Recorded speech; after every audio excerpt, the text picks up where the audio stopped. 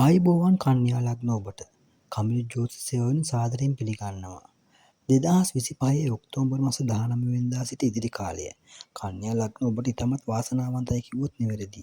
ඔබගේ 4 වෙනි රාශිය වන ධනු රාශියත්, ඒ වගේම 7 වෙනි රාශිය වන මීන රාශියත් අධිපති ගුරු උච්ච ග්‍රහයෙකු හැටියට ඔබගේ ආදායම් මාර්ගය, රැකියාවේ ස්වභාවය පිළිබඳ විමසන ප්‍රධාන ස්ථානයක් වන කටක රාශියට පැමිණීමත්, ඒ වගේම ඔබගේ ලග්නයට සුබ ග්‍රහය හැටි සලකන සිකුරු චන්ද්‍රයා සමග යෝගව ඔබගේ රාශි කේන්දරේ පළවෙනි රාශිය ගැවසීමත්, ඔබගේ දෙවෙනි රාශිය විශේෂයි. තුලා රාශිය සිකුරුට අයත් රාශියක්.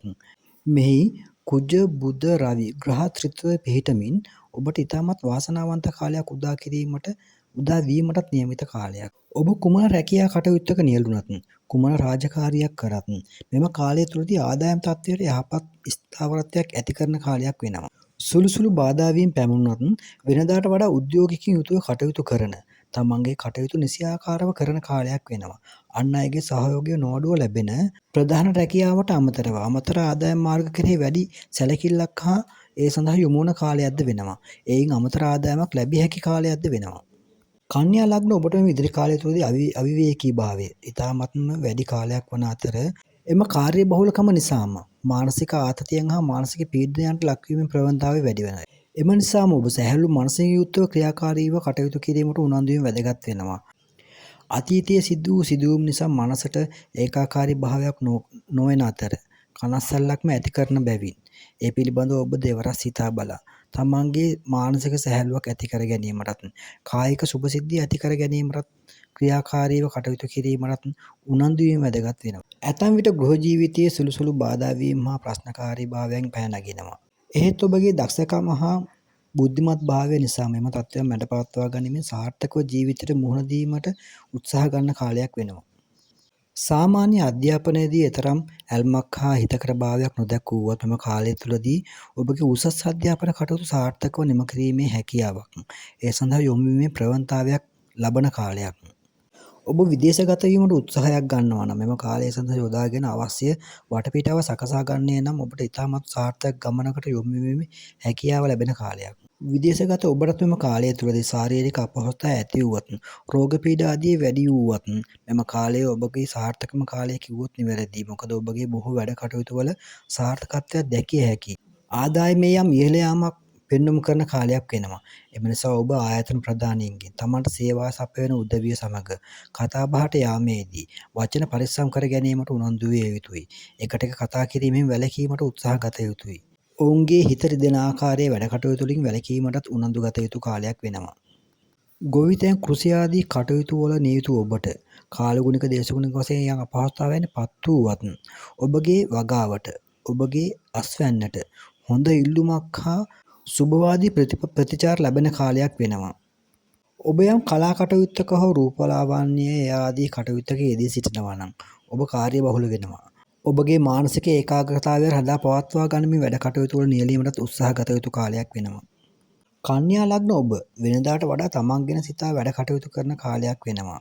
අන් අය සමග හොඳ හිත වර්ධනය කරගනිමින් තමන්ගේ පැවැත්මට, තමන්ගේ යහපැවැත්මට වැඩ කටයුතු සලසා ගන්නා කාලයක්.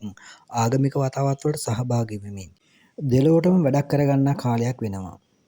කෙසේ වුවත් තරුණ ලග්න කන්‍යා ලග්න ඔබ තමන්ගේ වැඩ කටයුතු වල සාර්ථකත්වයක් දැක්කත්, තමන්ගේ වැඩ කටයුතු නිසියාකාරව පවත්වාගෙන ගියත් සමාජ ආශ්‍රයේදී පොඩ්ඩක් පරිස්සම් වුවොත් හොඳයි. මොකද වැරදි මඟට යොමු කිරීමේ ප්‍රවණතාවය, වැරදි පුද්ගලයන් ආශ්‍රය කිරීම ඔබගේ අපහසුතාවට පත්වන කාරණාවන් වලට මූලික හේතුවක් වෙනවා. විශේෂයෙන් කන්‍යා ලග්න ඔබ කුජ චන්ද්‍ර ගුරු අතුරුදසාවක් මහදසාවක් ගත කරනවා නම් පොඩ්ඩක් පරිස්සම් වුණොත් හොඳයි. විශේෂයෙන් කුජ අතුරුදසාවක් එහෙම ගත කරනවා නම් තමන්ගේ ශරීර සෞඛ්‍යයත්, ඇතිවන ආබාධ තත්ත්වයන් පිළිබඳව විමසිලිමත් වීමත්, යහළුවන් ආශ්‍රය කිරීමේදී බොහොම විමසිලිමත් භාවයකින් යුතුව කටයුතු කිරීමටත් වග බලා ගත යුතු කාලයක් වෙනවා. මෙම කාලය තුළදී කකුල් වල රෝගාබාධ තත්ත්වයන් ඇතිවීමට ඇති ප්‍රවණතාවය වැඩි. බඩ ආශ්‍රිතව ඇතිවන ગેස්ට්‍රයිටිස් ආදී රෝගී තත්ත්වයන් වල උත්සන්න වීමකට මුල පුරවන කාලයක්. සෙම රෝගී තත්ත්වයන් වල බහුල වීමක් හා ආසාදිත රෝගී තත්ත්වයන් වලට ගොදුරු වීමේ ප්‍රවණතාවයක් ඇති කාලයක්.